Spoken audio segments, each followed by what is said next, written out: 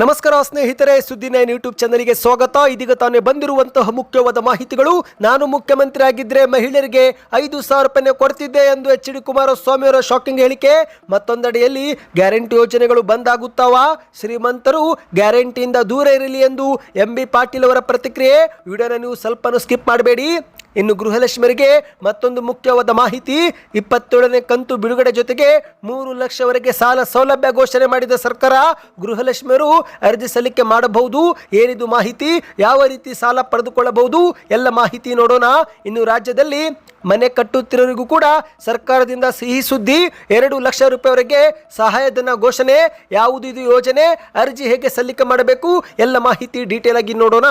ಅದಕ್ಕಿಂತ ಮೊದಲು ನೀವು ಸುದ್ದಿ 9 ಯೂಟ್ಯೂಬ್ ಚಾನಲ್ಗೆ ಮೊದಲು ಬಾರಿ ಭೇಟಿ ನೀಡುತ್ತಿದ್ರೆ ದಯವಿಟ್ಟು ಸಬ್ಸ್ಕ್ರೈಬ್ ಬಟನ್ ಕ್ಲಿಕ್ ಮಾಡಿ, ಪಕ್ಕದಲ್ಲಿ ಕಾಣಿಸೋ ಗಂಟೆ ಕೂಡ ಒತ್ತಿ. ಇದರಿಂದ ರಾಜ್ಯದ ಮಾಹಿತಿಗಳು ನಿಮಗೆ ಸಿಗುತ್ತವೆ. ವಿಡಿಯೋಗೆ ಲೈಕ್ ಮಾಡಿ ಮತ್ತು ವಿಡಿಯೋ ಪೂರ್ತಿಯಾಗಿ ನೋಡಿ. ಬನ್ನಿ ಸ್ನೇಹಿತರೆ, ಎಲ್ಲ ಮಾಹಿತಿಗಳನ್ನು ಡೀಟೇಲ್ ಆಗಿ ನೋಡೋಣ. ಇಂದು ರಾಜ್ಯದ ಕಾಂಗ್ರೆಸ್ ಸರ್ಕಾರ ಗೃಹಲಕ್ಷ್ಮಿ ಯೋಜನೆ ಮೂಲಕ ಮಹಿಳೆಯರ ಬ್ಯಾಂಕ್ ಖಾತೆಗೆ 2,000 ರೂಪಾಯಿ ಜಮೆ ಮಾಡುತ್ತಿದ್ದು, ಆದರೆ ನಾನು ಸಿಎಂ ಆಗಿದ್ರೆ ಮಹಿಳೆಯರಿಗೆ 5,000 ರೂಪಾಯಿ ಕೊಡ್ತಿದ್ದೆ ಎಂದು ಎಚ್.ಡಿ. ಕುಮಾರಸ್ವಾಮಿ ಅವರು ಶಾಕಿಂಗ್ ಹೇಳಿಕೆ ಕೊಟ್ಟಿದ್ದಾರೆ. ಹೌದು ಸ್ನೇಹಿತರೆ, ಕೇಂದ್ರದ ಸಚಿವ ಎಚ್.ಡಿ. ಕುಮಾರಸ್ವಾಮಿ ಅವರು ಶ್ರೀರಂಗಪಟ್ಟಣದಲ್ಲಿ ರಾಜ್ಯ ಸರ್ಕಾರದ ವಿರುದ್ಧ ವಾಗ್ದಾಳಿ ಮಾಡುತ್ತಲೇ ತಮ್ಮ ರಾಜಕೀಯ ಭವಿಷ್ಯದ ಬೃಹತ್ ಯೋಜನೆ ಬಗ್ಗೆ ಮಾಹಿತಿ ಕೊಟ್ಟಿದ್ದಾರೆ. ಪ್ರಸ್ತುತ ಕಾಂಗ್ರೆಸ್ ಸರ್ಕಾರದ ತೆರಿಗೆ ನೀತಿಗಳಿಂದ ಜನರು ಸಂಕಷ್ಟಕ್ಕೆ ಸಿಲುಕಿದ್ದಾರೆ ಎಂದು ಆಕ್ರೋಶ ವ್ಯಕ್ತಪಡಿಸಿದಂಥ ಕುಮಾರಸ್ವಾಮಿ ಅವರು ತಾವು ಮುಖ್ಯಮಂತ್ರಿ ಆಗಿದ್ದರೆ ಎಂದಿಗೂ ಕೂಡ ಜನಸಾಮಾನ್ಯರ ಮೇಲೆ ತೆರಿಗೆ ಹೊರೆ ಹೊರಿಸುತ್ತಿರಲಿಲ್ಲ ಮತ್ತು ಸಿಎಂ ಸ್ಥಾನದಲ್ಲಿ ಇದ್ದಿದ್ರೆ ಮಹಿಳೆಯರಿಗೆ 2,000 ರೂಪಾಯಿ ಬದಲಿಗೆ 5,000 ರೂಪಾಯಿ ಕೊಡುತ್ತಿದ್ದೆ ಎಂದು ಹೇಳುವ ಮೂಲಕ ರಾಜ್ಯ ರಾಜಕೀಯದಲ್ಲಿ ಸಂಚಲನವೇ ಸೃಷ್ಟಿ ಮಾಡಿದ್ದಾರೆ. ಹೌದು, ಇದೀಗ ಕೇಂದ್ರದ ಸಚಿವ ಎಚ್.ಡಿ. ಕುಮಾರಸ್ವಾಮಿ ಅವರು ಮತ್ತೊಮ್ಮೆ ರಾಜ್ಯ ರಾಜಕೀಯಕ್ಕೆ ಎಂಟ್ರಿ ಕೊಡುವ ಸುಳಿವು ಕೊಟ್ಟಿದ್ದಾರೆ. 2028ರಲ್ಲಿ ವಿಧಾನಸಭಾ ಚುನಾವಣೆ ನಿಲ್ಲುವ ಸುಳಿವನ್ನ ನೀಡಿದ್ದು, ಇದೇ ಮಧ್ಯೆ ಮಾಧ್ಯಮಗಳ ಮುಂದೆ ರಾಜ್ಯ ಸರ್ಕಾರದ ವಿರುದ್ಧ ಕುಮಾರಸ್ವಾಮಿ ಅವರು ವಾಗ್ದಾಳಿಯೂ ಕೂಡ ಮಾಡಿದ್ದಾರೆ. ಹೌದು, ಮದ್ಯದ ಬೆಲೆ ಏರಿಕೆ ಜೊತೆಗೆ ವಿದ್ಯುತ್ ದರ ಹೆಚ್ಚಳವನ್ನ ಮುಂದಿಟ್ಟುಕೊಂಡು ಕಟುವಾಗಿ ವಾಗ್ದಾಳಿ ಮಾಡಿದಂಥ ಕುಮಾರಸ್ವಾಮಿ ಅವರು ಇಂದು ಅಗತ್ಯ ವಸ್ತುಗಳ ಬೆಲೆ ಏರಿಕೆಯಿಂದ ರಾಜ್ಯದ ಜನರು ತತ್ತರಿಸಿ ಹೋಗಿದ್ದಾರೆ.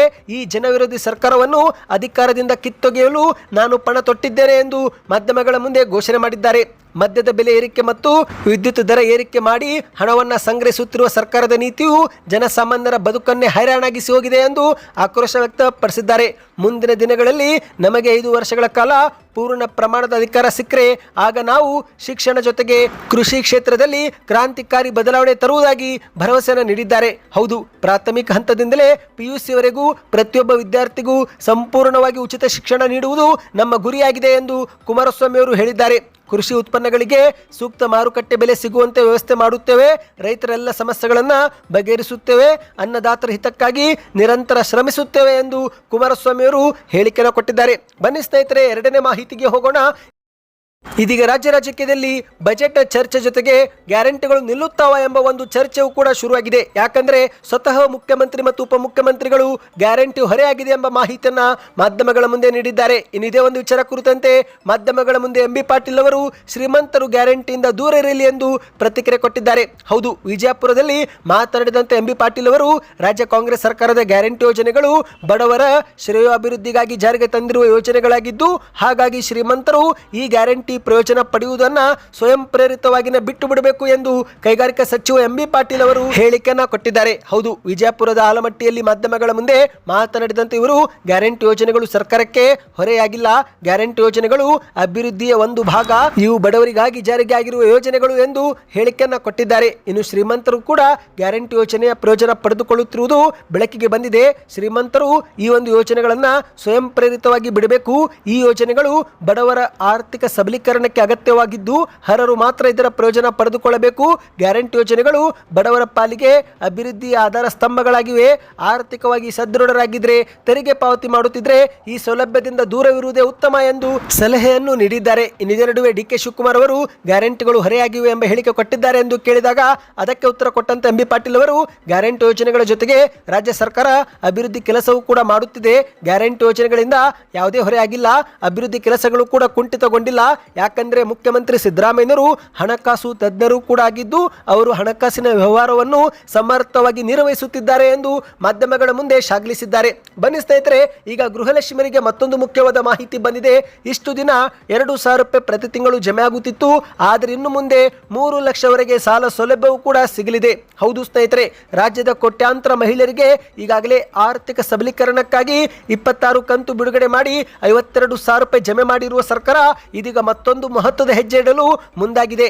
ಗೃಹಲಕ್ಷ್ಮಿ ಯೋಜನೆ ಫಲಾನುಭವಿಗಳಿಗಾಗಿಯೇ ಪ್ರತ್ಯೇಕ ಗೃಹಲಕ್ಷ್ಮಿ ವಿವಿಧೋದ್ದೇಶ ಸಹಕಾರ ಸಂಘ ಸ್ಥಾಪಿಸಲು ಸಚಿವ ಸಂಪುಟದಲ್ಲಿ ಅಧಿಕೃತವಾಗಿ ಅನುಮೋದನೆ ಸಿಕ್ಕಿದೆ. ಹೌದು, ಇನ್ನು ಮುಂದೆ ಮಹಿಳೆಯರಿಗೆ 3 ಲಕ್ಷವರೆಗೆ ಸಾಲ ಸೌಲಭ್ಯವೂ ಕೂಡ ಸಿಗುತ್ತೆ ಸ್ನೇಹಿತರೆ. ಹೌದು, ಈ ಒಂದು ಹೊಸ ನಿಯಮದ ಪ್ರಕಾರ ಗೃಹಲಕ್ಷ್ಮಿಯರು ಈ ಒಂದು ಗೃಹಲಕ್ಷ್ಮಿ ಬ್ಯಾಂಕ್ನ ಸದಸ್ಯತ್ವ ಪಡೆದುಕೊಳ್ಳುವುದು ಕಡ್ಡಾಯ. ಅಂದ್ರೆ ಮಹಿಳೆಯರಿಗೆ 2,000 ರೂಪಾಯಿ ಏನು ಗೃಹಲಕ್ಷ್ಮಿ ಯೋಜನೆ ಹಣ ಜಮೆ ಆಗುತ್ತೆ, ಈ ಪೈಕಿ 1,800 ರೂಪಾಯಿ ಮಾತ್ರ ನಿಮ್ಮ ಬ್ಯಾಂಕ್ ಖಾತೆಗೆ ಜಮೆ ಆಗುತ್ತೆ. ಉಳಿದಂತ 200 ರೂಪಾಯಿ 6 ತಿಂಗಳುಗಳ ಕಾಲ ಸದಸ್ಯತ್ವ ಹೆಸರಲ್ಲಿ ಕಡಿತವಾಗುತ್ತೆ. ಅಂದ್ರೆ ನಿಮ್ಮ ಹೆಸರಲ್ಲಿನೇ ಇದು ಠೇವಣಿ ರೂಪದಲ್ಲಿ ಇಡಲಾಗುತ್ತೆ ಸ್ನೇಹಿತರೆ. ಈ ಮೂಲಕ 6 ತಿಂಗಳಾದ ಬಳಿಕ ನೀವು 3 ಲಕ್ಷ ಸಾಲ ಸೌಲಭ್ಯಕ್ಕೆ ಅರ್ಹರಾಗುತ್ತೀರಾ. ಹೌದು, ಗೃಹಲಕ್ಷ್ಮಿ ಬ್ಯಾಂಕ್ನ ಮೊದಲು ಷೇರುಗಳನ್ನು ನೀವು ಖರೀದಿ ಮಾಡಬೇಕು ಸ್ನೇಹಿತರೆ. 6 ತಿಂಗಳಾದ ಬಳಿಕ ನೀವು 3 ಲಕ್ಷವರೆಗೆ ಸಾಲ ಪಡೆಯಲು ಅರ್ಹರಾಗಿರುತ್ತೀರಾ. ಇನ್ನು ಮಹಿಳೆಯರು ಮಾತ್ರ ಈ ಒಂದು ಸಾಲ ಸೌಲಭ್ಯಕ್ಕೆ ಅರ್ಹರು. ಸಾಲದ ಮೊತ್ತ 30,000ದಿಂದ 3 ಲಕ್ಷವರೆಗೆ ನಿಮಗೆ ವೈಯಕ್ತಿಕ ಸಾಲ ಸಿಗುತ್ತೆ. ವರ್ಷಕ್ಕೆ 7% ಬಡ್ಡಿ ಪ್ರಮಾಣದಲ್ಲಿ ನಿಮಗೆ ಇಲ್ಲಿ ಸಾಲ ಕೊಡಲಾಗುತ್ತೆ.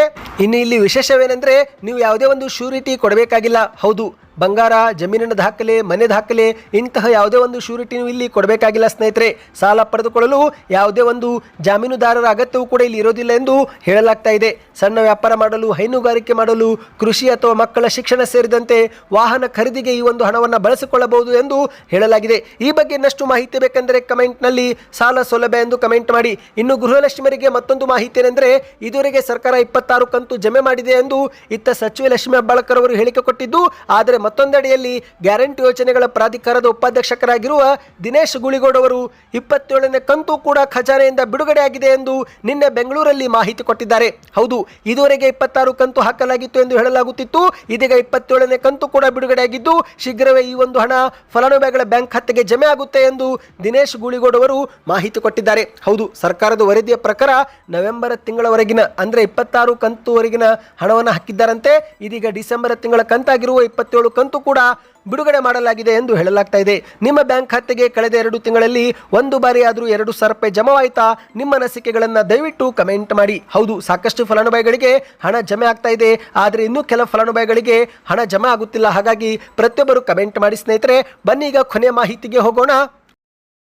ಮನೆ ಕಟ್ಟೋರಿಗೂ ಕೂಡ ಸರ್ಕಾರ 2 ಲಕ್ಷ ರೂಪಾಯಿ ಸಹಾಯಧನ ಘೋಷಣೆ ಮಾಡಿದೆ. ಹೌದು, ಸ್ವಂತ ಜಾಗವಿದ್ರೂ ಹಣದ ಅಡಚಣೆಯಿಂದ ಅಥವಾ ಕೈಯಲ್ಲಿ ಹಣವಿಲ್ಲದ ಕಾರಣ ಮನೆ ಕಟ್ಟಲಾಗದೆ ಪರದಾಡುತ್ತಿದ್ರೆ ಅಂತವರಿಗೆ ಸರ್ಕಾರ ಸಿಹಿ ಸುದ್ದಿ ಕೊಟ್ಟಿದೆ.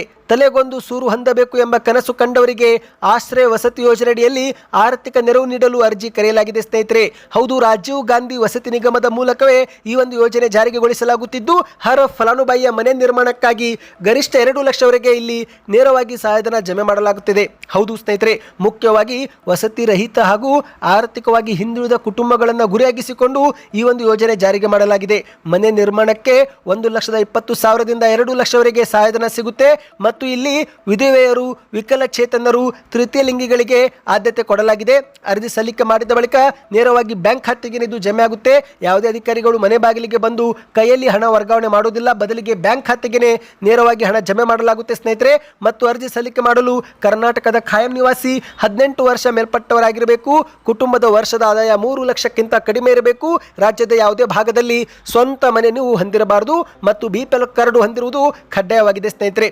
ಅರ್ಜಿ ಸಲ್ಲಿಕೆ ಮಾಡಲು 2 ವಿಧಾನವಿದೆ. ಆನ್ಲೈನ್ ಮತ್ತು ಆಫ್ಲೈನ್ ಮೂಲಕ ಅರ್ಜಿ ಸಲ್ಲಿಕೆ ಮಾಡಬಹುದು. ಆಫ್ಲೈನ್ ಅಂದ್ರೆ ನಿಮ್ಮ ಹತ್ತಿರದ ಗ್ರಾಮ ಪಂಚಾಯತ್ ಅಥವಾ ಬೆಂಗಳೂರು 1 ಅಥವಾ ಬಿಬಿಎಂಪಿ ವಾರ್ಡ್ ಕಚೇರಿಗೆ ಹೋಗಿ ಅರ್ಜಿ ಸಲ್ಲಿಕೆ ಮಾಡಬಹುದು. ಇನ್ನು ಆನ್ಲೈನ್ ಮುಖಾಂತರ ಅರ್ಜಿ ಸಲ್ಲಿಕೆ ಮಾಡಬೇಕಂದ್ರೆ ರಾಜೀವ್ ಗಾಂಧಿ ವಸತಿ ನಿಗಮದ ಅಧಿಕೃತ ಪೋರ್ಟಲ್ಗೆ ಲಾಗಿನ್ ಆಗಿ ಅರ್ಜಿಯನ್ನು ಸಲ್ಲಿಕೆ ಮಾಡಬಹುದು. ಈ ಬಗ್ಗೆಯೂ ಕೂಡ ಇನ್ನಷ್ಟು ಮಾಹಿತಿ ಬೇಕಂದ್ರೆ ಮನೆ ನ್ಯೂಸ್ ಎಂದು ಕಮೆಂಟ್ ಮಾಡಿ ಸ್ನೇಹಿತರೆ. ಸಪರೇಟ್ ಒಂದು ವಿಡಿಯೋ ಮಾಡಿಕೊಂಡು ಬರುತ್ತೇವೆ. ಈ ಎಲ್ಲ ಮಾಹಿತಿ ಇಷ್ಟವಾಗಿದ್ರೆ ದಯವಿಟ್ಟು ಸುದ್ದಿ 9 ಚಾನಲ್ಗೆ ಸಬ್ಸ್ಕ್ರೈಬ್ ಮಾಡ್ಕೊಳ್ಳಿ. ನಿಮ್ಮ ಅನಿಸಿಕೆಗಳನ್ನು ಕಮೆಂಟ್ ಮಾಡ್ತಾ ನಮ್ಮ ಯೂಟ್ಯೂಬ್ ಚಾನಲ್ಗೆ ಸಬ್ಸ್ಕ್ರೈಬ್ ಮಾಡಿ.